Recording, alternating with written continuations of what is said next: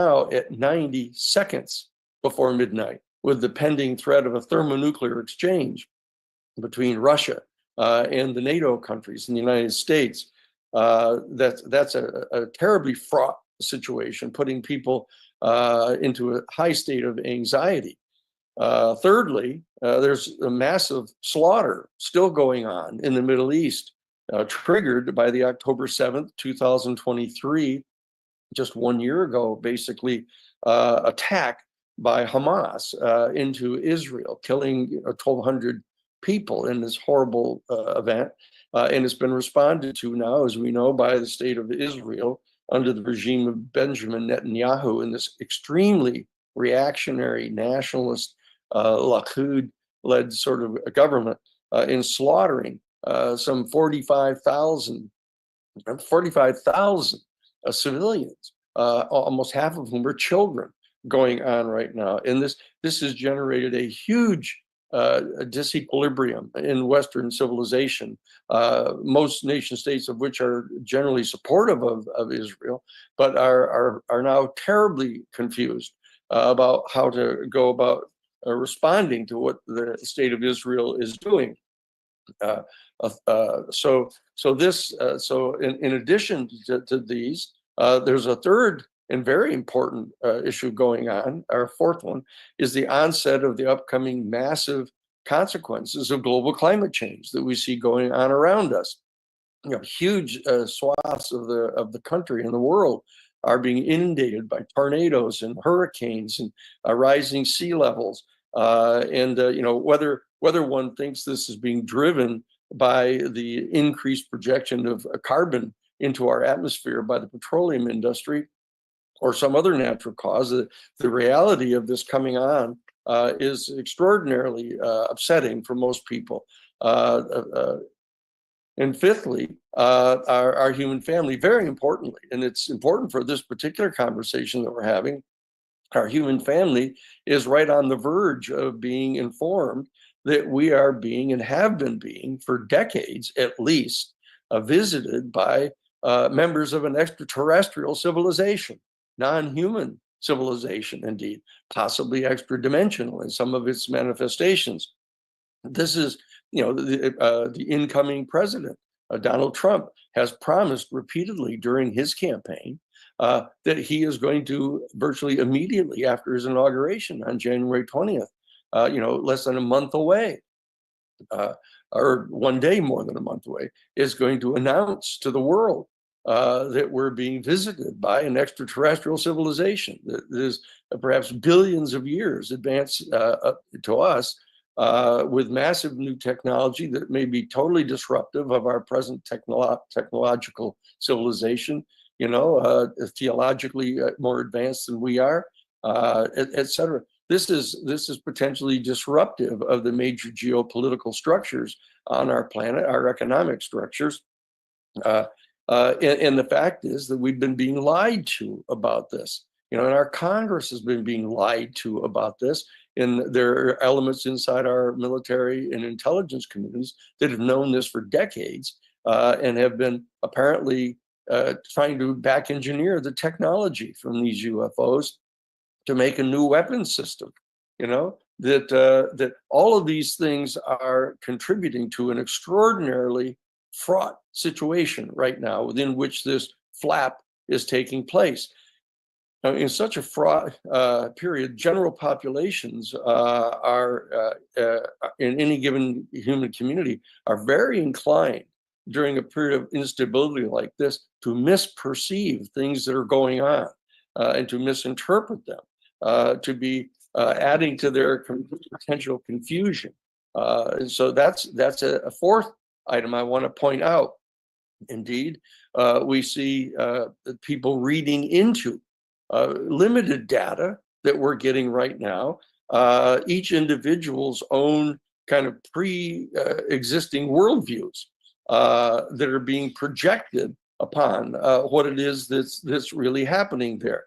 But I would like to say, for example, we see certain individuals now doing this, preeminently Dr. Stephen Greer, you know, a long time ardent and important participant in trying to analyze the UFO phenomenon, having put forth a very clear and sort of internally self-referentially consistent theory of what it is that's going on right now, asserting that this is the prelude to his long predicted false flag operation, that the element deeply buried within the National Executive Intelligence communities rather in military are in fact planning to fake an invasion by a UFO extraterrestrial civilization in order to solidify their power and control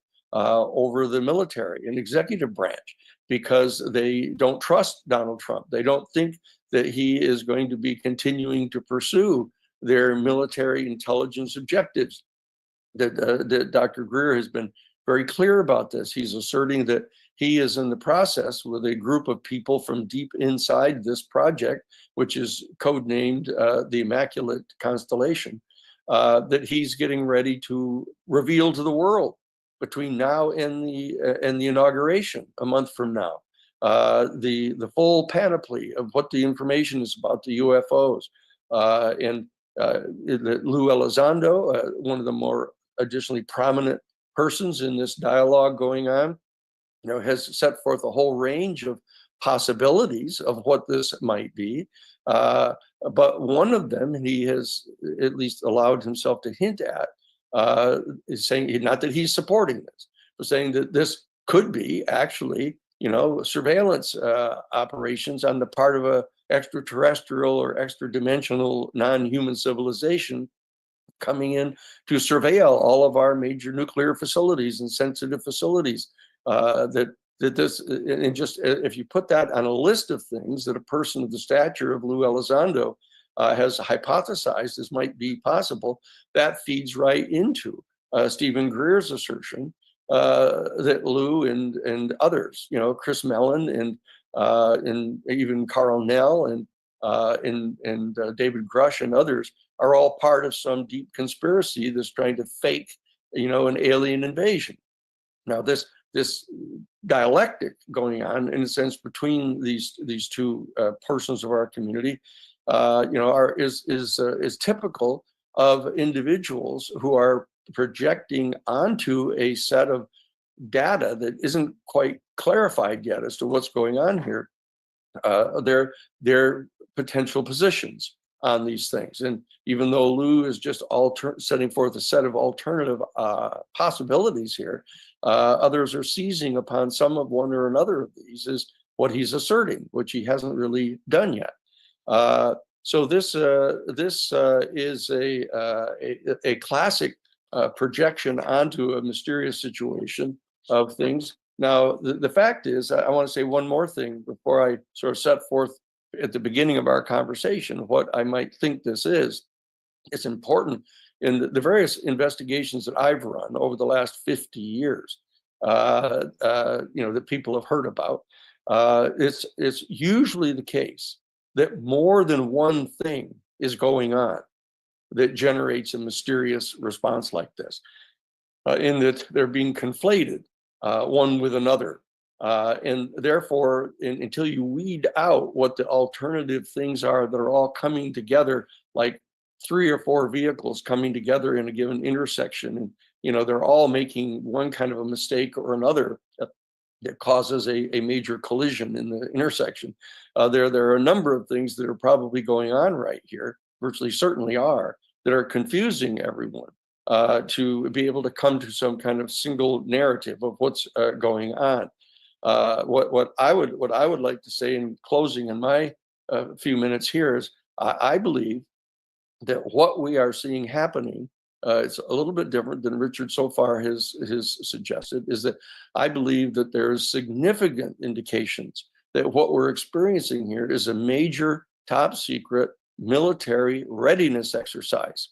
That we've encountered these in the past, and people have, for example, have seen trains, 2-mile long trains with flatbeds with American tanks being moved around inside the country.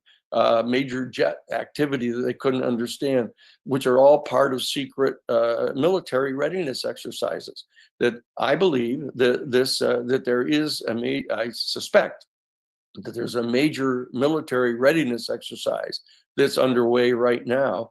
I believe it's based out of Fort Bliss, or excuse me, out of Fort Dix in New Jersey. I believe that what they're doing is they're running a major exercise, experimenting with a drone system that they have of being able to potentially detect a lost nuke or a dirty bomb, a nuclear bomb somewhere that's loose inside the United States, that they may be engaged in a major military readiness exercise using a new technology that they have in military drones that are able to actually hover for as long as 6 hours, unlike other types of more commercially available drones.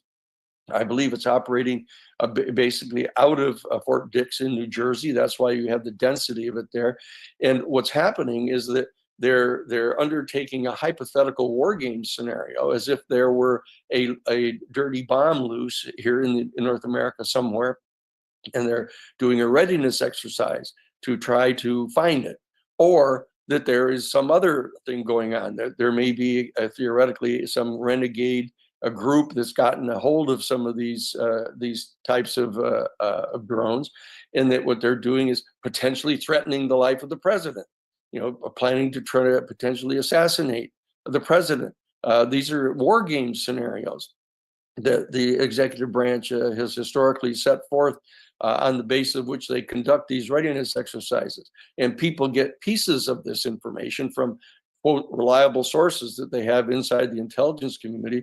And what they're doing is they're picking up on what the false scenario is, pursuant to which the readiness exercise is being conducted, and they believe these are true. And you may even get one branch of the government, such as the Secret Service or others, who have not been briefed in on the readiness exercise, picking up on this rumor going around that there's a drone attack being planned against the president or the president-elect. So that these things are causing people a great deal of confusion. But I believe that if pushed to have to hypothesize what I think the high probabilities are here, is that what we're experiencing is a major military readiness exercise that has not been revealed to Congress or to the other investigative agencies of the country, and that it's operating out of Fort Dix. There are other bases from which it's operating, Fort Huachuca in Arizona, and Fort Bliss down in Texas, and one additional base, the United States Air Force Base, the Cheech Air Force Base outside of Las Vegas. I'm going to introduce now Dick Russell, who has been honing in on this particular theory because I find it in part persuasive, if not yet convincing. But I think it's important for us to take into account all of these half dozen things that are all going on at the present time that lend to this confusion that's happening. But the base one that we have to deal with is the fact that we are on the very brink of getting a substantial amount of information, hopefully, about the UFO phenomenon that's been concealed for over 80 years. And we at the New Paradigm Institute, who are allied with most of the people that are here in this conversation today, are pressing for Donald Trump to come forward and, as the president-elect, reveal to the people what it is that is known by our government about the UFO phenomenon. That's the critical thing. We need to take action as American citizens now, not just be confused and bewildered in the face of all this, but to take action, to demand that our executive branch brief our Congress on what's happening, and also to brief the American people. So that's my contribution to the setting of the frame for the conversation that we're going to have here this morning. Thank you, Danny. Thank you very much. And now let's turn to Dick Russell to hear what you believe. Dick is an investigative journalist. Thanks very much, Jim. Good to be with you today. And Danny, thanks for that overview. So yes, I'm an investigative journalist. I've written 16 nonfiction books on a wide variety of subjects, and the latest one that I've been working on is a book subject that's fascinated me for years, which is the UFO or UAP phenomenon.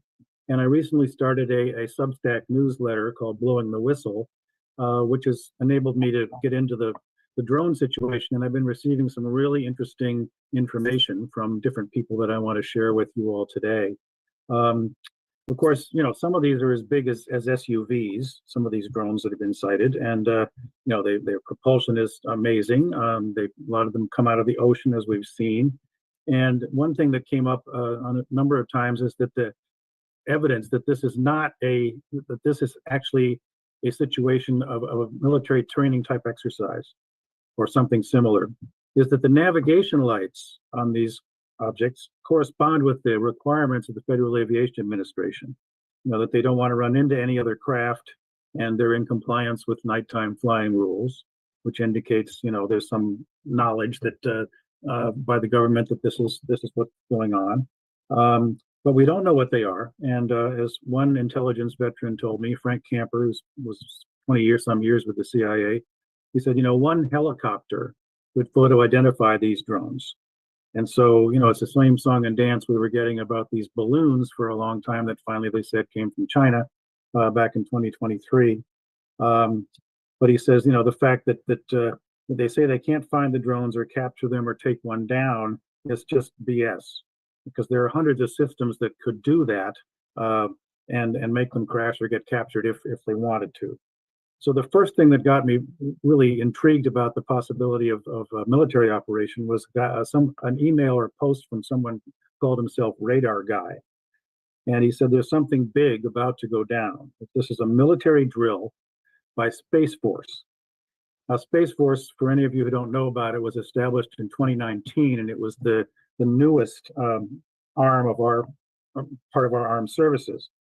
And one of the quotes that on their website particularly struck me, which says, potential adversaries are seeking ways to deny the United States access to the space capabilities fundamental to our way of war and modern way of life. So what Radar Guy says is happening is that there's this off the books satellite launches that have been occurring since October, that there's going to be this period of turning over all the radio and radar and aircraft communications to the military for several hours at a time between now and Christmas Eve. And Frank Camper also, he's not the one who told me that, but Radar Guy indicated this. And then Camper said, you know, the military, he believes, is practicing anti-drone countermeasures. And I received some verification about a training program at Fort Dix, where they had this drone convoy that dropped tennis balls into the hatches of Humvees as fake bombs. He also told me that there are like more than 40 ranges there. And so I also saw online, before I get into the most significant thing that I think has reached my plate anyway, Colonel William Dunn who's the president of the Strategic Resilience Group. He said, I think, to Fox News that these are coming from inside the US. And as Danny and others have pointed out today, they're looking for something, either a chemical or a biological weapon, or maybe radiation. Okay, and now the key guy that I have been speaking with and has been emailing me is in military intelligence. Now, I'm not going to name him. He didn't want to go public with this yet, but he's been working in the drone program at Fort Huachaca in Arizona for the past 4 years. And he named several bases, which Danny also mentioned, as likely origins of these aircraft. And he says that this is a training program it's under counterterrorism, and it's also to control various facilities like power stations, grids, and waterworks, or know how to do that. And that they have radiation detector devices on these drones looking for leakage, and watching truck transport. So something is missing, he said, and they're trying to find it. And I'm going to read you, I published in my latest, I've done 3 of these posts now on Blowing the Whistle. And in the most recent one yesterday, I quoted him, and I call him a whistleblower. And he sent me this email, which is in line with also what Danny has been talking about. He says, I'm reluctant to say this in the public domain because of the sensitivity of the information circulating around military intelligence and other MI operations via Pentagon sources. Yes, they are looking for drones with a unique signature that could possibly penetrate established security defenses and secured radio frequencies. A rogue military group actively operating has access to 16 commercial-grade drones modified to carry weapons. 2 of these drones have been found and taken out of service. 3 of the military operatives have been arrested, and as a result, military intelligence received information from them about a mission that MI turned over via Pentagon sources to the Secret Service. The Secret Service is now actively gathering information on how to detect and jam radio frequencies that control these drone operations. They're concerned because of credible recent intel reports received that a drone attack is currently in the works to attempt a hit on President-elect Trump at a future gathering before or shortly after January 20th. Now, at the same time that this is going on, according to my source, Congress is about to reauthorize a bill that was passed in 2018 that's going to expire on December 20th. And the chairman of the House subcommittee on this subject wants to renew and expand it. Right now, it's illegal to use military-grade drones for data collection and surveillance, but this could change if the bill passes and enhances the powers of the Department of Homeland Security and the Justice Department. So I think that's something we need to be very concerned about because, again, we're talking about threats to civil liberties in this country, which have been undermined considerably in recent years. And I think that playing into this, I would concur with Danny that there's a possible psychological operation, a psyop going on to create fear in the populace. And that in fact, some of what we may be seeing are craft that have been in fact reverse engineered and weaponized by our own government so that they have the capability to move as a lot of the UAPs do that they've recovered. And I'm sure most of you are aware that there have been congressional hearings where military guys have come forward, particularly Dave Grush last year, saying that yes, we've captured these UAPs as they're called, and we have even found recovered bodies, and they've been back engineered by our military. So that's something I think we definitely need to be aware of, as well as the fact that there is, according to Dr. Greer and others, likely to be a major document release over the next few weeks even. And that some of what we're seeing may be, in a sense, preparation or what you might call a false flag in that sense. So I'll close with that. I'm going to keep looking into this for my Substack, and I thank you for having me here today. Thank you so much, Dick. Before we expand the conversation, I just want to make sure that I'm clear about one thing that you said in reference to Donald Trump and the possibility that there may be some kind of a drone attack on the president-elect. Is this your understanding that it is a drill, or is it something that's real? It could be a drill in preparation for something like that. I honestly don't know. All I can do is, report what I'm getting from these different sources. And that's a very serious assertion. It's a very serious assertion. Yeah, I hope it's not true, but this is what I'm being told by somebody who's in the know.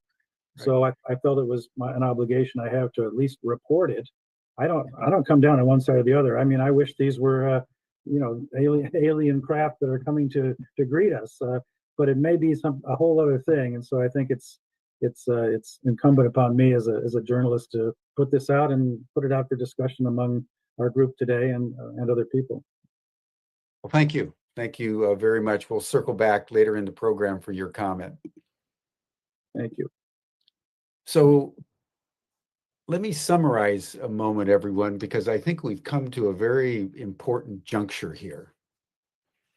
We've just heard very explicitly from Danny Sheehan and Dick Russell their view that this is ultimately military in nature and is something that the US government, in various dark recesses of the bureaucracy and the military industrial complex, are orchestrating, possibly out of Space Force, to both experiment in technology sophistication, but also protection. And there are also some indications, if you broaden that to what Dr. Stephen Greer is saying, that this is a psyop that's being orchestrated by individuals in the deep state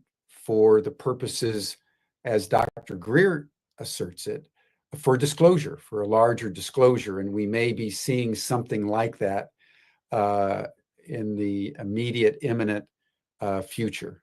So that's one set of possibilities. They're very real and very concrete, I would say. So now we want to go to the opposite end of the interpretive framework, to a couple people who are experiencing what is currently taking place, not within the context of the US military intelligence community, but within the context of intuitive remote viewing, with the understanding that these are, in fact, unidentified anomalous phenomena, and therefore the phenomenon is extraterrestrial in nature. So I first want to go to Bertie Jaworski, who is the founder of the Albuquerque UFO Network, one of the most extraordinary, dynamic groups of UFO citizen activists anywhere in the country and, in fact, the world. She's also a very accomplished remote viewer. She's been sending out various YouTubes of her remote viewing, which, as you all know, since the 1970s, the CIA and other government agencies have used remote viewing as perhaps the most accurate way of discerning what's really happening with these unidentified anomalous phenomena. So, Bertie, I want to turn the floor over to you to get your understanding of what's going on, and then we're going to hear from Chris Bledsoe afterward, who's also deeply intuitive about these matters. So, Bertie, what's your sense about what's going on? Yeah, thanks, Jim, for having me on the program. So I remote viewed this a couple weeks ago, and I uploaded 3 sessions that I did. And in remote viewing, you generally work blind, meaning you don't know what it is that you're looking at. And someone gives you a task to do, and they reveal it to you at the end. So what I got in looking at the new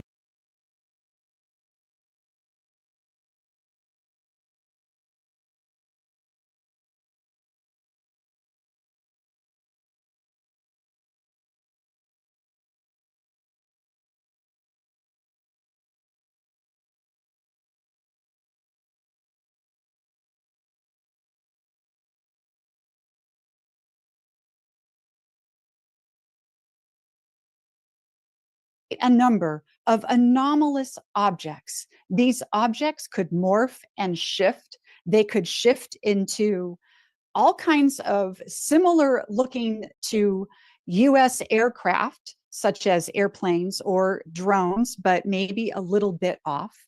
And I also had a sense that whatever this non-human intelligence is that's interacting up there in the sky and was interacting with these military personnel, that this non-human intelligence was extraordinarily concerned about our human trajectory at this point in time. It was looking at us from a unique perspective that's hard to describe. In remote viewing, you can understand what something is thinking or what kind of message that it may have to impart. And one of the pieces of information that I got in this session in describing what was happening around me was that this intelligence viewed us human beings, us as humanity, as simply a part of this planet, that we were connected to this planet. We have deep roots. We are the roots of this planet. And we are no different than any other life form on this planet to them. We are all part of some big, huge whole that has its own sense of consciousness. And they were concerned about what was going to happen with all this.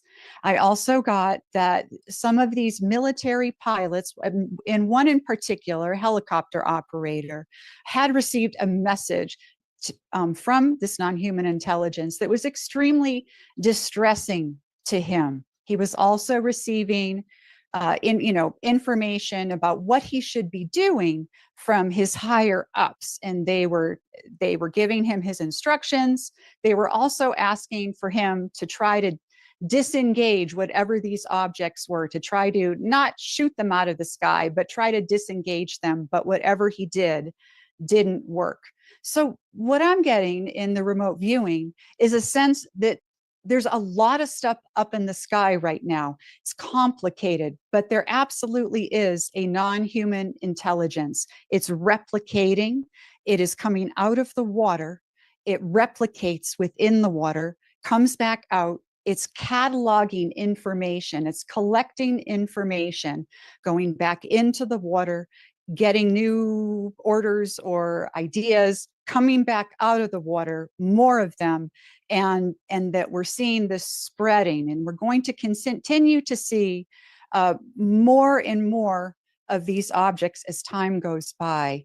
The other thing that was interesting in my session was the idea that whatever is happening is cyclical, that this has happened in the past, in other locations around the planet, that what we're seeing today isn't unique. We have seen this before. So, Jim, that is what I have been getting. Thank you. And just a quick question, given what Danny Sheehan and Dick Russell just said, which is quite an extraordinary assertion. What did you see, Bertie, in terms of, is there a relationship between the non-human intelligences and what's going on? Are they countering it in some way? Was this a kind of complete fluke that they both appeared for different reasons at the same time? What's your sense of any kind of synergy or relationship between what's happening, given the fact that you're asserting that they're both happening simultaneously? Yes, they're both happening at the same time. But what's interesting to me is that there's more of a relationship coming from the non-human intelligence toward us, towards the military presence, than there is from the military presence going to the non-human intelligence. Right. The non-human intelligence seems to be extraordinarily concerned about what's happening. I could not decipher all of the information that I was getting in remote viewing, especially looking at a non-human intelligence. It's easy to anthropomorphize it and to put your own human interpretation on it. And I always try not to do that, but it's difficult. And so I couldn't exactly decode what was going on with them in their consciousness. I don't want to say what they're thinking, because it didn't seem to work like it does with us. But they had this deep concern about what's happening with us, at the sense that we are at this precipice or a crossroads, that we are making bad decisions, that we have a broken connection to this planet. That kept coming up over and over again in the sessions, was that we have a broken connection, and that they're extraordinarily concerned about that broken connection. Well, thank you. And of course, this is consistent with what we know from the last 80 years, is that they've appeared over nuclear weapons facilities, they've appeared over military bases, they've appeared when there's some kind of a danger of a nuclear exchange, as Danny Sheehan was pointing out earlier. So the fact that the US military could be orchestrating this could possibly trigger the presence that you're discerning. Would that be consistent with what you're saying? Yeah, absolutely. Absolutely. They were there because of us, because of their concern. That was very clear that that was the reason they were there. This wasn't simply a sightseeing mission or any kind of normal mission for whatever this intelligence is. They're here because they are extraordinarily concerned about what's going on with humanity right now. Thank you so much. Yeah, thank you, Thank you Jim. so much. There's a lot to ponder when the human and the cosmic interweave in such a publicly compelling way. Yes. You know, this is biblical, everybody, because if you read your Bible or the Quran or any of the religious books, at times of great historical moment, stars align, planets align, the cosmos and the heavens and the earth come together in what the Greeks would call the kairos moment, where the whole is more than the sum of the parts, and something indelibly fateful occurs. So thank you, Bertie, very much for that. And we want to build on Bertie's intuitive remote viewing by calling on Chris Bledsoe now, who you all know is one of the preeminent experiencers of this phenomenon, whose book, UFOs and God, was a bestseller. So Chris, tell us what you think is going on. Well, I'm glad to be here, Jim. Thank you for having me. So I want to start out by saying that I predicted this. If you read my book, anybody who's read this book realize and watched any podcast that I've done over the last 5-6 years, I've been saying the whole time that these orbs are going to come and wake us up. And I even gave specific times that when that might happen, and that's when you see war between Israel and Iran. I put that in the book. So what Bertie was saying about their alarm, they are really alarmed. The orbs, to me, they're angels to me. They're biblical, just like you said, Jim. They're magical beings. They don't breed like humans. They were created. They listen to our thoughts. I interact with them every day of my life and have literally tens of thousands of bits of data and information from them. And when I interact with them, they're speaking to me. How do you get them to come? Because they listen to me.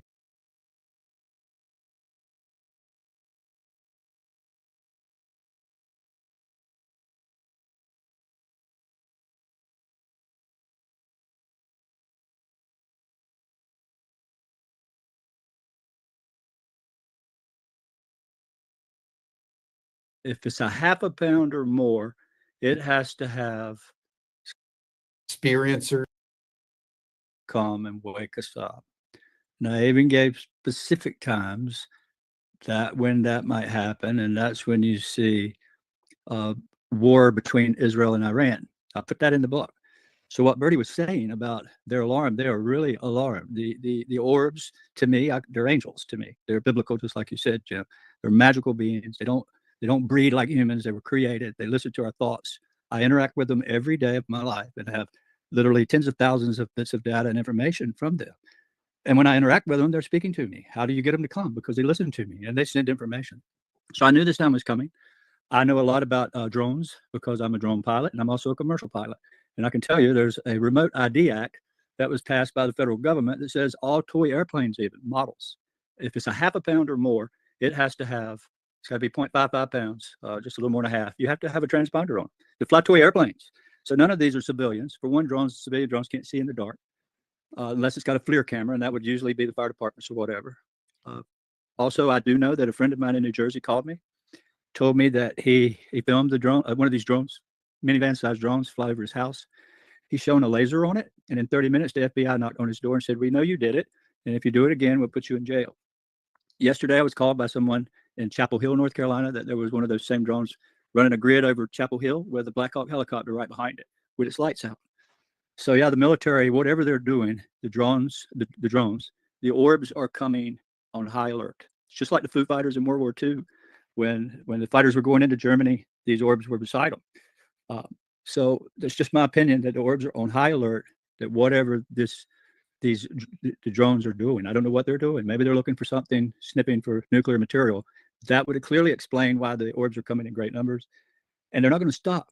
They're going to keep coming until everyone understands that we're not alone, and that this confusing it with the drone thing and with something terrestrial, here, it's got to end. Everybody's going to awaken to a truth between now and 2026, and if not way before, early this year, that we're not alone, and that there's something above us that's concerned for our safety.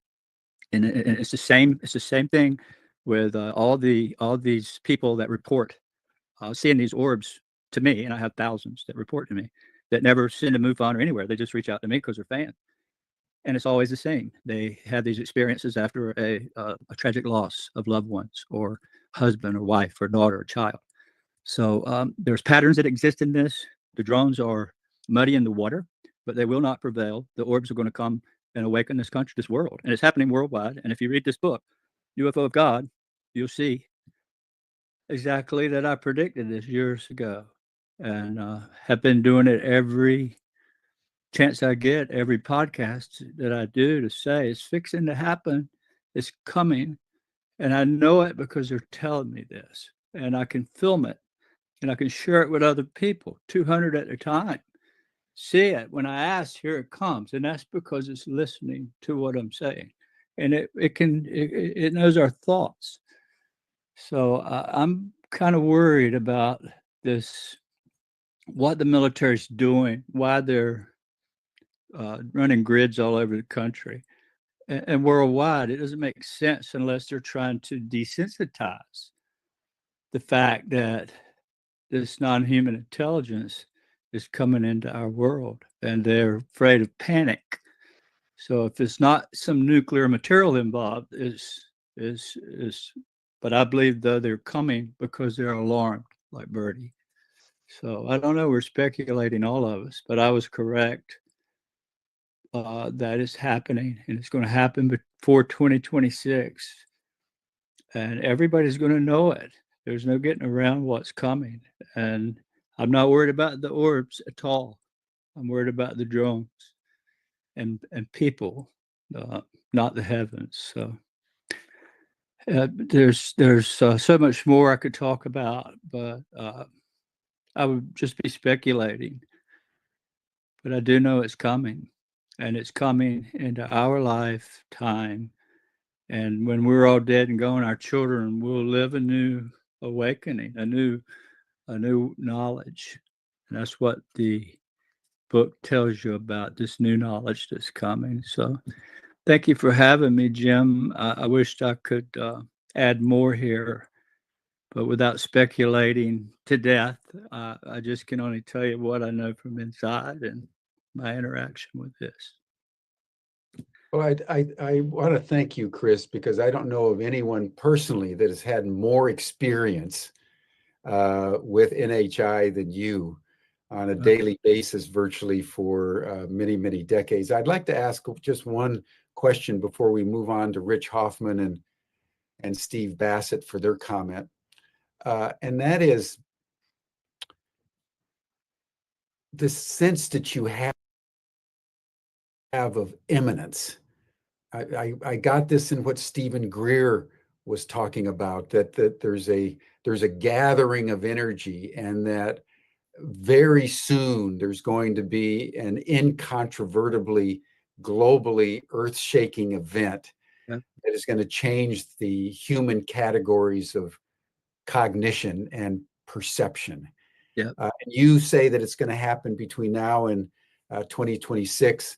I just want to note that, everyone, because whether it's dozens of indigenous prophecies, whether it's climate scientists that are saying that we're now spinning out of control, the next 12 to 18 to 24 months seems to be one of those moments in history where all the trains are going to come in at once. and there's going to be a massive transformation one way or another, either break down or break through or both. And if I understand what you're saying, Chris, that's the essential message that you're conveying in your communications. Yes, sir. That's the overarching message that I received in 2012. There's a lady figure in my book, and when she came to me in 2012, that's the message she gave it to me. Even the mass incursion of orbs coming into our world to awaken the people, and she told me when, and that was to watch Israel and Iran. If the war, when it starts ramping up, the heavens start getting alarmed, right? So they're coming and they're observing. They're, like Bertie said, they're extremely alarmed at what's going on and where our future is headed. I think they want us to wake up and know a new knowledge and move past where we are and live sustainably on this planet, because I think they watch over everything here and always do. Yeah. Thank you, Chris. Deep wisdom there. It's prophetic, actually. We're in a time of prophecy. Yeah. In the very real sense of that term. So thank you so much. Thank you. I'd Appreciate like to you. now invite in Richard Hoffman with the Scientific Coalition of UAP Studies to give his perspective. Now, Rich, you're from the scientific domain. So how do you, given what we've heard from Danny and Sheehan and Dick Russell, and then Bertie Jaworski and Chris Bledsoe, how do you blend what's going on in your mind? What do you think is going on? What do you think is happening? So thanks for having me on, Jim. Many of you might know that I've been investigating the UFO phenomena since about 1964. And if you know your math, that's 60 years. I got started as an investigator. And so like the cases we mentioned in 1965 and 66, and then also in 1973, I was out investigating all the cases that were being reported in the area. And these are kind of like what we call flaps. One of the interesting characteristics about the flaps that I experienced was that you'd have an initial sighting of an object that would basically, like, you couldn't identify, and it potentially was the unknown in the area. And then the next thing you know is it's all over the media, it's in the papers, and it's talked about on the evening news on every channel. And then you come along with the idea that basically, that we're being invaded. And you had politicians and military all trying to explain what it was going on. So, and they couldn't come up with explanations for it. And when you actually investigated the cases, you'd find out that basically everybody was seeing and reporting things like, the planet Venus. They were reporting aircraft in the area that they weren't spending any time looking up at. They were reporting helicopters and about anything else that moved in the sky. And so similar to that, I look at this as being very much like a drone flap. And I'm also, like Chris mentioned, I'm also a drone pilot. I've also been spending time, because one of the things that investigators do in the UFO phenomena is, I tell them all the time that you have to investigate the IFOs, or the things that are up in the air that people quite often misidentify. And if you look at the history of statistics on every investigations, you find out that generally about like 80%, 70%, something like that, can be identified as misidentifications of natural phenomena or things that are up in the air. And so, with that being said, even if you look at the 140,000 cases in MUFON that was mentioned earlier, you're talking about cases that would be unknowns on the scale of about maybe 42,000. So, I mean, and I think it's even more rare than that, because quite frankly, that, when you do an investigation of any case, you find out that there might be classified missions that you'd never, ever know about. I work in the DoD. I do not see and agree with a lot of the perspectives in terms of us flying military craft over necessarily public areas. When we have test ranges, and we usually test swarms, and we do a whole variety of things with those. I also will point out the fact that drones can be the size of an SUV. They're also built by a lot of different people. In fact, drone technology is on the increase and exceeding many times aircraft that we have up in the air. In terms of the rapid development that's going on, everybody is out building drones. And now you have drones that can last for hours and even days in the air. And what are they doing? They're using everything from, well, we think of the battery operated ones. We also think of the ones that potentially might have a fuel or a gas fed engine. And yes, there are those that can last for a very long time. But now you're also getting into hybrid kinds of things like you are with cars, where you can actually last even longer. And I can be up in the air for like, many, many hours. And then add into the fact that you now have actually hydrogen fuel cells that are being looked at in terms of development with drone technology around the world globally. So I expected that what was going to happen was that with the fact that we've got about 1 million of these drones that have been sold to the general public, and then you have the public out building their own drones, that you're going to have a plethora of these things happening. And then if you look at the fact that now we're starting to see them at night, it's because the FAA changed the rules to basically allow for night flights. And so you start to see more of an increase in that, where when I fly my drone, initially when we got started, I could only take it up to 400 feet, and I had to do it within 30 minutes of twilight or basically of sunset. And I was able to fly my drone, but I had to bring it down and I couldn't fly it. So what I'm trying to tell you here is that if you look and study drone technologies around the world and what's happening in that world, you find out that a lot of the things that we're talking about are basically big concerns for the military, number one, or even our government to be concerned, because you can have these things last longer. And then you can put payloads on these things to be able to do everything from weaponization all the way down to looking and using LiDAR, radar, you name it. You can put that on a drone. We talked about the remote ID.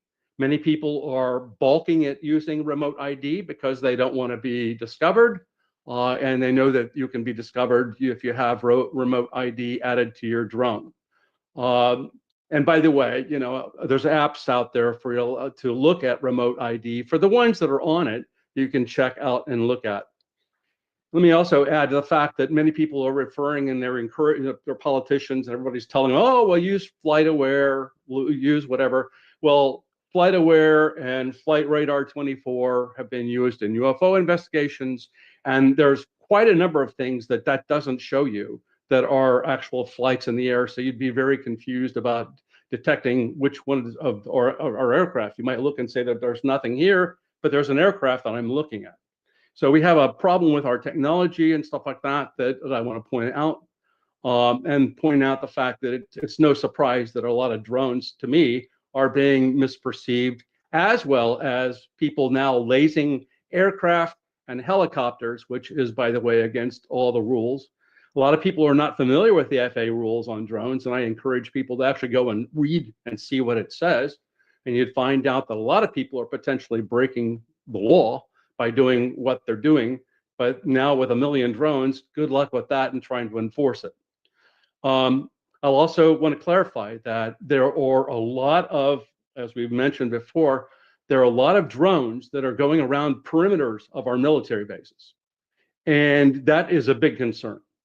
And so what we've been doing, and I've been engaged in that as well, to help field to military bases drone busters and various drone kinds of detection tools, and to allow for you to basically do like what you saw at Picatinny, was basically deactivate the drone and have it drop out of the sky. And we are actually, using that kind of technology. So it's no surprise that over Picatinny, which by the way happens to be in the Army, and that's who I work for and work with as a contractor, that you would have a drone buster being deployed and being able to knock it out of the sky, because we're going to continue to do that.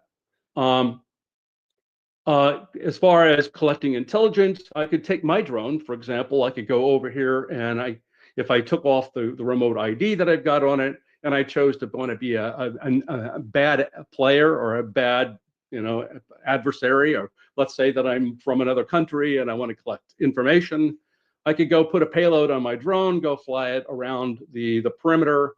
And if I don't have the remote ID and then people are not seeing it, I can collect all kinds of intel. So potentially you could see that happening around a lot of our military bases because people have an interest in knowing what's going on, as well as foreign adversaries. I will also point out the fact that a lot of people, I mean, do I presume that you know what my intent is? When we talk about UFOs, the same thing. Do we know what the intent of the UFO is when it's doing whatever it does? And the answer is largely like no. And oh, by the way, do you know what my intent would be if I'm now attaching certain things and I'm going around the perimeter of the base and I'm actually looking at, using infrared technology or some other kind of technology to be able to gather intelligence. And let's say I feed that back to my foreign source or whatever like that, things I've collected. So it's ludicrous to say that this could not be a foreign adversary. And I don't know how you could possibly even say that. I disagree with a lot of politicians speculating about it because it's basically creating a lot of hysteria, in my view, a lot of panic. And it's now causing an influx of a lot of people seeing anything that moves in the sky as being a potential drone or UFO or anything of that nature.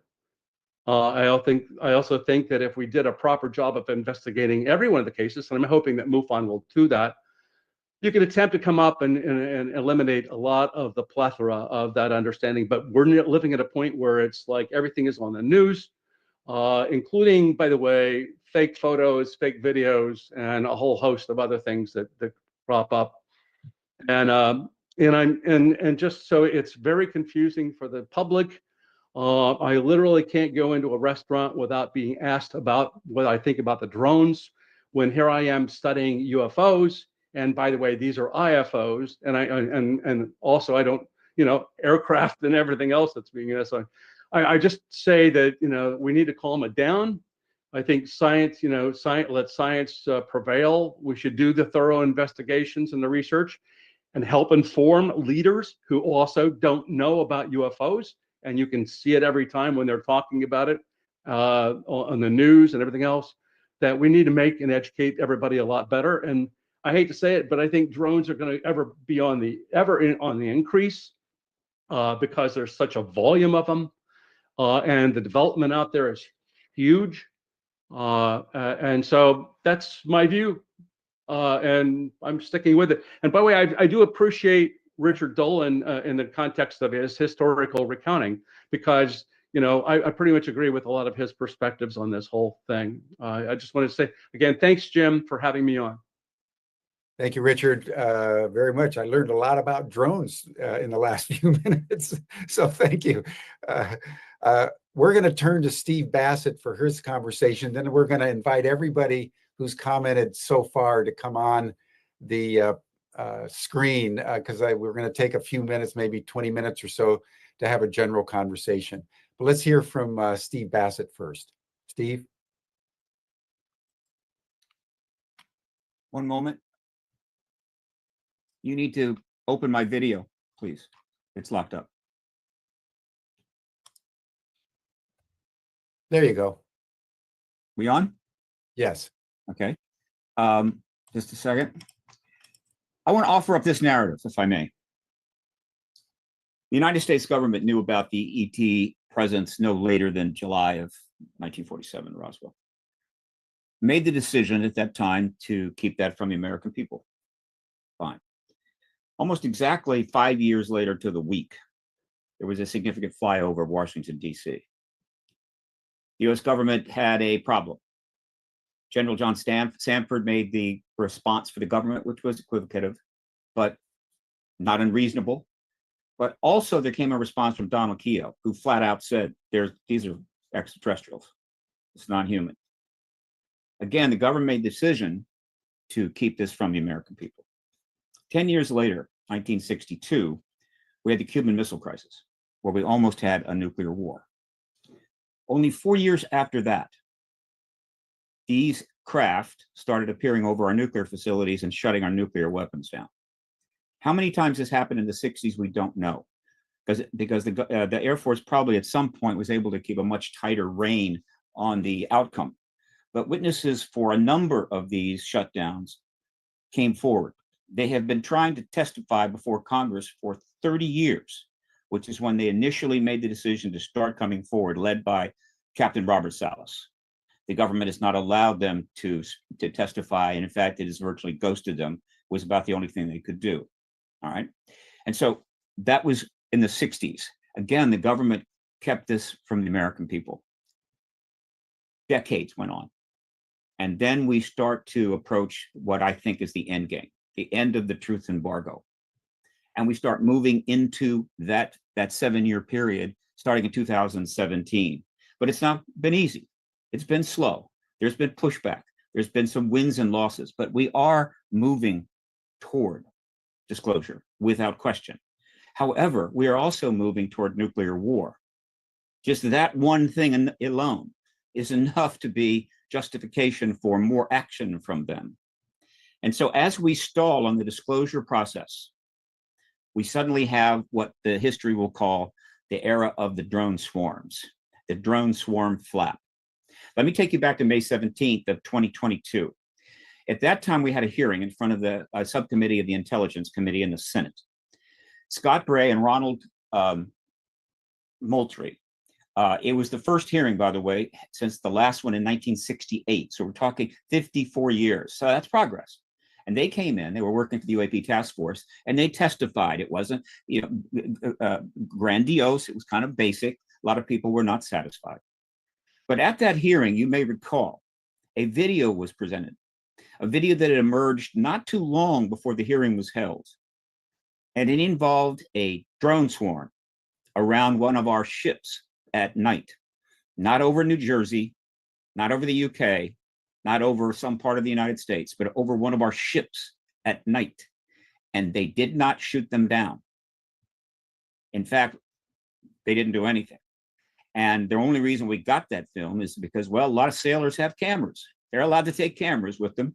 And somebody filmed it and it got in our hands. And Bray, Scott Bray, tried to explain it, but it was really painful. So the drone swarm era goes all the way back to 2022. And it has been escalating ever since.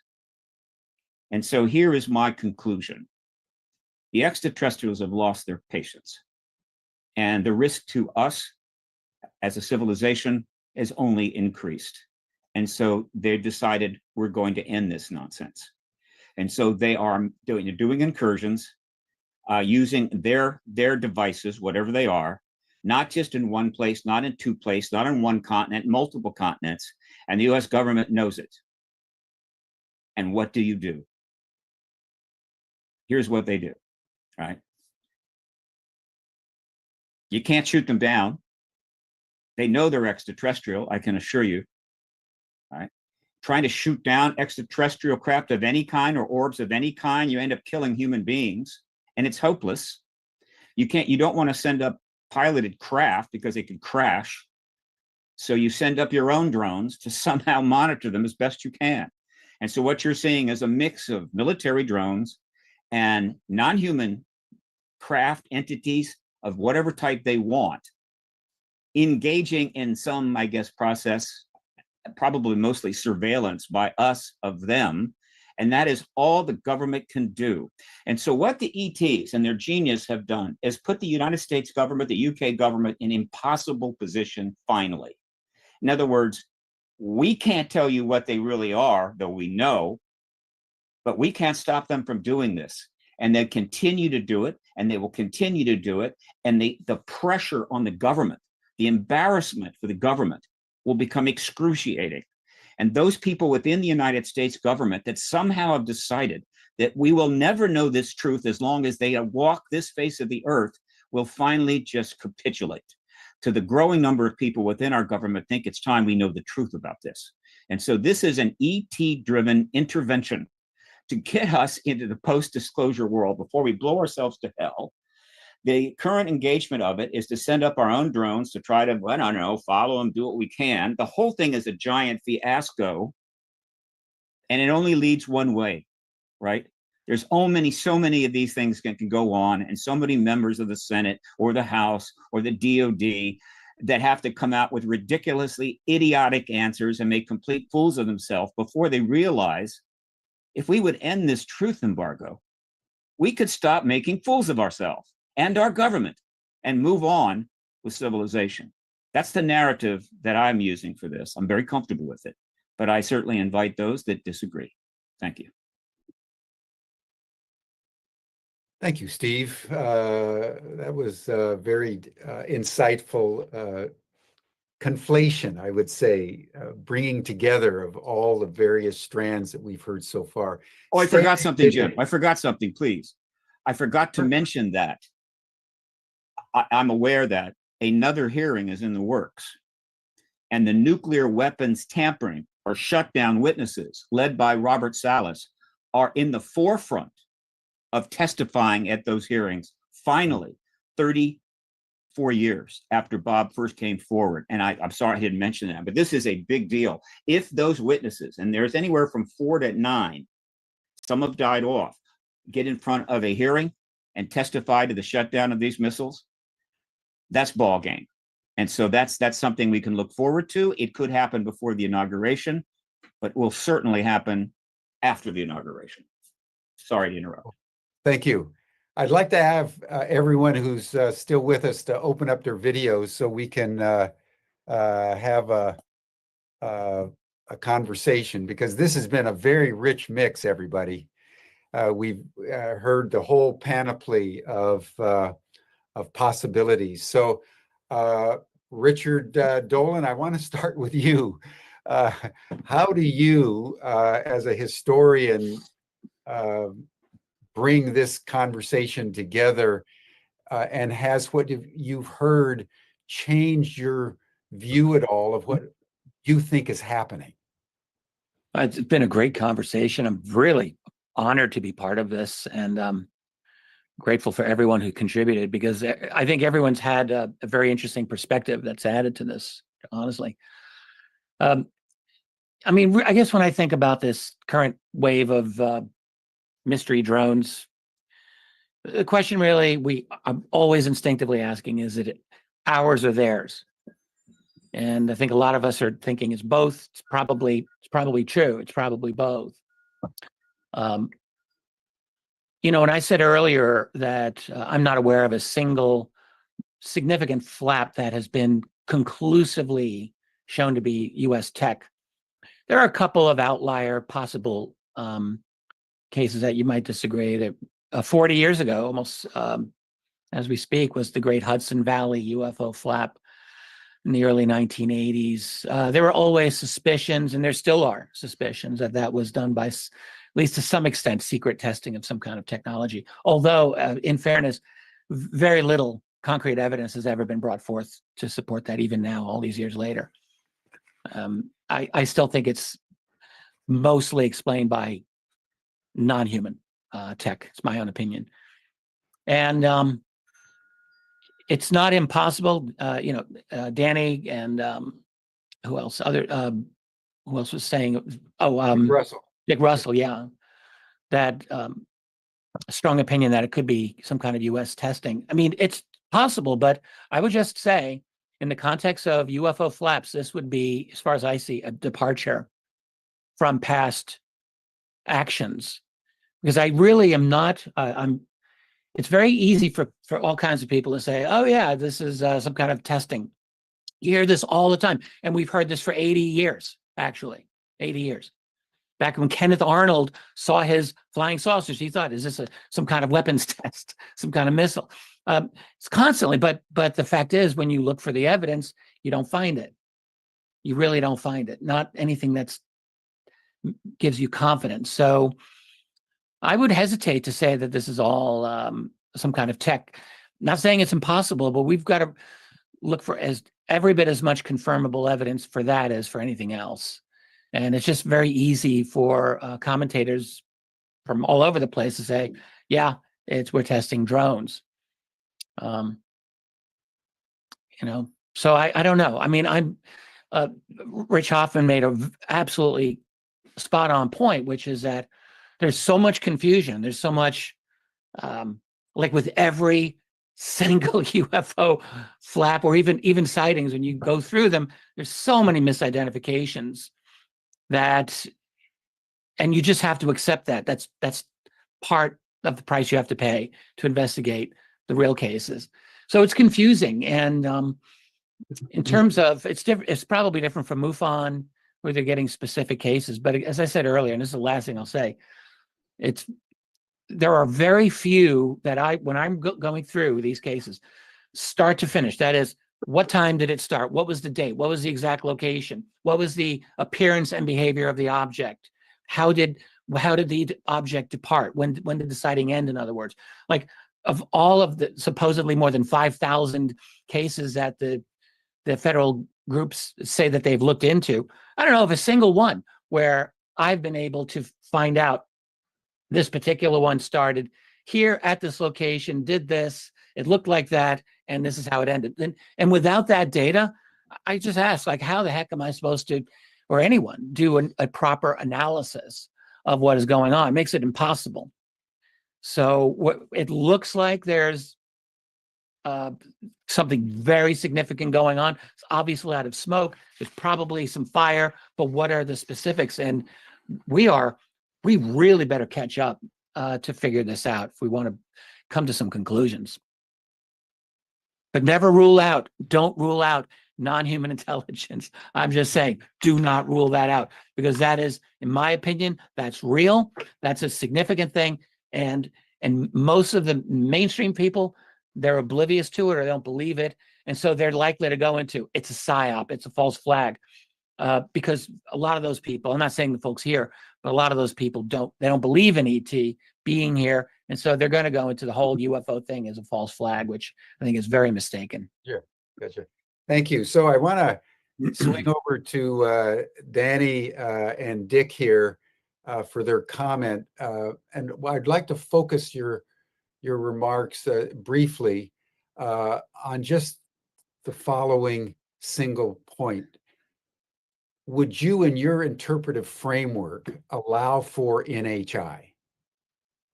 I understand that you're making the assertion of U.S. government activity, but do you think it's exclusively U.S. government, or would you, as you view the information through your sources, would you have room for the NHI hypothesis, as Richard and I think Bertie and others are asserting? Starting with you, Danny, and then you, Dick.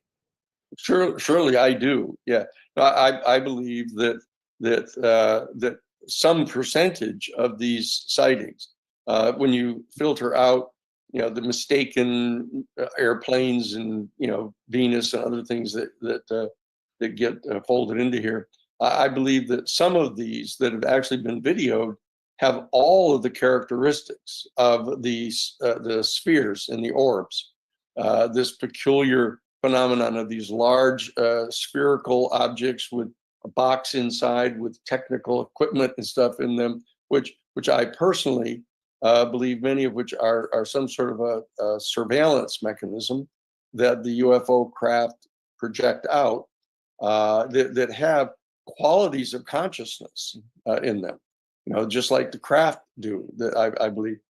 So I very clearly believe that that this, whatever the military readiness exercise may be that is going on, out of Fort Dix and these other places, testing these, that they're actually very specific. It's the HPG-3 nuclear detector drones that they're testing, is all connected to the threat of nuclear materials inside the United States, which are in turn a function of the major global situations going on, with the United States, engaged in supporting this massive slaughter going on in the Middle East, in the massive slaughter going on both sides in the Ukraine, that the United States is vulnerable to having some people react to this by taking direct action against us. And that I think the United States military has to have this type of technology, I mean, from their own perspective, to try to test to determine whether or not there's a loose nuke floating around inside the United States. A readiness exercise like this would very definitely generate the exact kind of response that Bertie is talking about, and Richard, I think, has noted, and I think Chris, you too recognize that the UFO beings are extraordinarily concerned about the nature of what's happening on our planet right now. And so they're definitely going to deploy to start monitoring what it is that's going on. So I believe very specifically that there is a very real mix into what is happening right now of the non-human intelligence surveillance operation that's been going on for some time, and it's reaching this major kind of crescendo that's going on. I don't believe that this is a false flag operation. I don't agree with Stephen Greer's most recent interpretation that he's had for some time, but you certainly can't put that past the national security state. I mean, let's be clear about that. I've often said that to Stephen. You know, it's not that this is beyond what the national security state would be willing to do, this legacy group. But I believe that what we're getting is a mix of these things right now. I believe that the most logical, at least tentative explanation for what's going on is that there is this military readiness exercise that is on a grand scale testing this equipment, and that you're getting a response from the UFO people, beings, monitoring this stuff. So there's a mix of what's going on here, in my opinion. So the answer is yes, I very much assume that this is a part of what's happening here. Now, Dick Russell, what would be your comment, having heard this discussion? What do you think is, in your own personal opinion, what do you think is going on? Yeah, it was a fascinating discussion, and I'm on the same page as Danny. I think it is very likely to be a mix, and I hope that if these benevolent UAPs are observing what's going on. You know, I thought Bertie, the remote viewer, what you said about how they're talking about a broken connection to our planet is so true of our world today, and it has to do with all these different elements that we've talked about: climate change and possibility of nuclear war. I mean, we're at a real huge turning point, precipice in 2025 as it approaches. And so I would say that it's very likely that that this is indeed a military exercise, and that there is a rogue group that may be planning nefarious acts that's being watched. And that would be true from both sides, from both the extraterrestrial craft, if they're with us, and I hope they are, or the military itself. So it's an amazing situation that we're in, and I'm much looking forward to the likelihood that documents are going to be released very soon that are going to back up the fact that we've been visited by so-called NHIs, non-human intelligence, for a long time. And we've got our worldview is going to change dramatically, of course, if that happens, and I'm much looking forward to it. Good, thank you. I want to now turn to the scientists on the panel, Robert Spearing and Richard Hoffman. MUFON and SCU, by the very nature of their mission, are looking at more specificities of hardware and measurability. But just personally, I mean, Robert, you're the director of international investigations for MUFON. Does the consensus that seems to be emerging among many of the panel that this is a combination of human and NHI interactivity in one way or another, does that make sense to you? And then Richard Hoffman, does that make sense to you? Oh, you should unmute. There we go. There we go. First, I'd like to say that Richard Hoffman was one of my mentors when I first got into MUFON, and it's really a pleasure to see him again.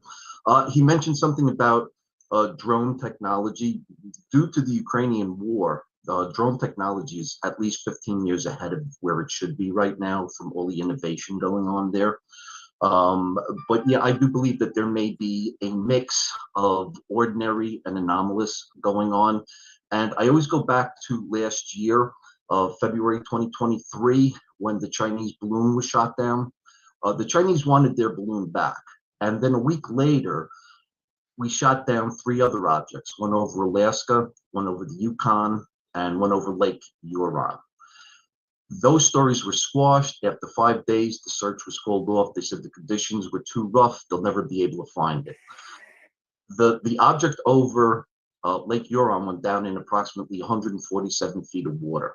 Later that year, they found that Titan submersible in 12,000 feet of water in 3 days in a search field the size of Massachusetts. So for them to tell you they couldn't find something that went down in 147 feet of water is a lie. What was it that they shot down 3 times the week after Chinese balloon was shot down? And nobody ever asked for those objects back. So I think that there is a combination of anomalous and ordinary military, and it's combined in some odd fashion. But I think we're on the right track. Gotcha. Richard Hoffman, what's your view? Personally, just personally. I love the discussion. Bob, it's nice to see you again, spearing. By all means, I recognize you, and I appreciate all you do, and MUFON does. I'm a lifetime member, or still a benefactor of MUFON, and I was engaged heavily. My point here is that I really think that we have to get our arms around what is the known that's up in the air that's confusing all of us. And I'm saying that, and also looking at human interactions or human behavior. We've seen in the past from UFO cases where, again, people will go out and they misidentify. I literally was escorted by a police cruiser out to a scene where 30 people were up looking at the planet Venus and calling it a UFO. And so I've seen that level of misinterpretation going on. And I think that that's part of it. I also want to say that, echoing what Robert had just mentioned in terms of that technology again, with drones, everybody thinks that the qualifying factor of that this is a drone. We typically say it's a drone because it's got the navigation lights, or we can hear the engine noise. Well, they're getting better with drone technology to be able to muffle the sound.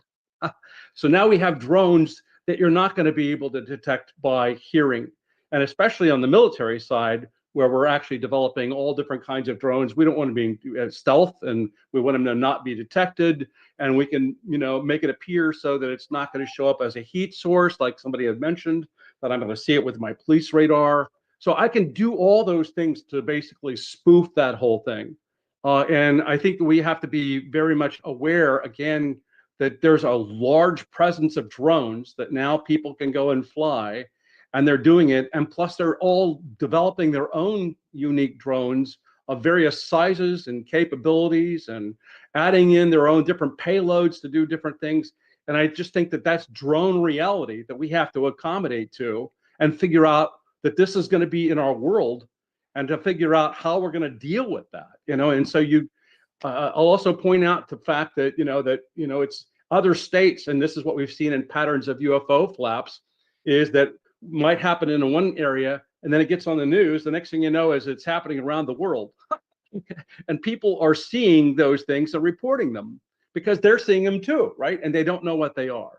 So again, I think that we need to really get smarter. We need to keep educating the public on this new reality where we're going to start to see all these drones up there, and they're going to change, they're going to look different. And this is an opportunity for us. Plus, I also think that the legislation and everything else around them and the tools need to be better, and we need to have enforcement to be able to separate that. Because I want to get rid of the noise and get to the UFO, which is the signal, and if I can eliminate all this ash and trash stuff that's out there that's being misidentified, I'm going to learn more about the UFO. And that's what I'm hoping that we can do. Great. Thank you. Thank you. I want to turn to you now, Steve Bassett, and then Kevin Wright for your comments, because I think beginning with you, Stephen, you're very clear that there's not only a both and going on, and in that sense, really agreeing with Bertie and Chris and others, but that it's actually causative. That the escalating dangers that Danny was talking about geostrategically, and now specifically around the nuclear weapons proximity, is causing them to show up. I'd like to have you just deepen your sense of that, because that takes the interactivity to a very profound level.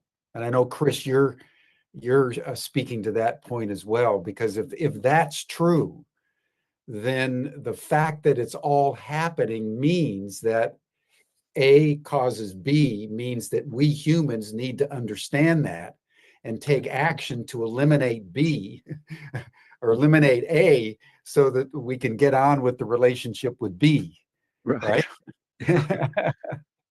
Steve Bassett, the comment, please. You have to need to unmute. One thing that's not mentioned here, because it's sort of off to the side, as we move forward toward disclosure, we have to kind of keep this off to the side. Right, wrong, don't know, but that's the way it is, and that's contact. And the fact is that over these last 70 years, we've had repeated reports from contactees in writing. Hundreds of thousands have been sent to various researchers, which are filled with examples of which they're given messages in various ways from the ETs about the fact that we're headed towards some very untoward outcome here. Messages in their minds and so forth that stick with them the rest of their life. But then there's the school incursions, when they land near schools and they put these messages in the minds of children. That's part of the evidentiary matrix, but doesn't get talked about much. So it's the idea that they have a concern about where things are going, I think, is well established. And then there's the issue of this. We could have disclosed them. We could have disclosed this 74 years ago. They couldn't stop that, and we didn't. And so what I'm suggesting is this: their patience is finally up. All right, they've gone along with this. They've given us plenty of opportunity. We've chosen not to. Not just the United States, but all the other countries. And by the way, these incursions are now occurring in other countries. And if they're occurring in China or Russia, I can assure you, they're not going to talk about it. So God knows how many, quote, ET vehicles of some kind, orbs, plasmas, whatever, are flying over wherever, right? I think their patience is up. And so the way they've decided to do this is we're just going to fly over places and keep doing it and keep doing it. Not like 52, but over and over again, until finally the people that run these countries just give up this truth embargo. All right. And what they're choosing to do is respond by sending up our own drones. At least we can send drones up there, kind of fly around, see what's going on. And we're seeing those, and we're seeing the ET. It's very confusing. But here's one thing we do know: they cannot shoot them down. They almost certainly know they're there. And we know that they're here. And so the big questions really are not what, but why. And disclosure is all about getting to the why. Why are they here? Why do they engage us? Why do they contact humans? Why do they abduct humans? Right? Why do they put crop circles down? Why have we maintained the truth embargo? All the whys are buried behind that embargo. And those are the things that are upsetting us. Those are the things that are putting us at risk of doing something really stupid. The truth embargo is now the biggest liability on this planet. Ending it is the most important thing we have to do. And those nuclear witness shutdown men, those strategic air command officers, have wanted to testify for 30 years. And the United States Air Force knows that that cannot happen, because when they testify, it is game over. And I can tell you as a fact that every single member of the Intelligence Committee of the Senate and the House Subcommittee of the Oversight Committee has got their affidavits in their offices. And one meeting has been held, another's in the works. They want another meeting, and those witnesses are going to sit down and take an oath and say, these craft have turned off our nuclear weapons a number of times. And then I want to see what the spokesperson for the White House and the Department of Defense has to say about that. Thank you, Steve. Thank you.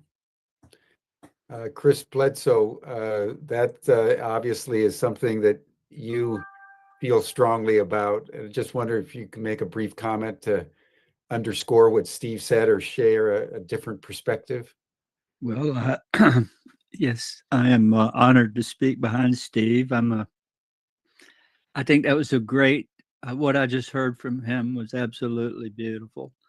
It ought to go down in history. I mean, that clip should be played over and over. It was very powerful, Steve. I do want to say to everyone in this group that for the last 15 years, I've been 18 years, really, 18 years this January, but for 15 years, I've been documenting this phenomenon.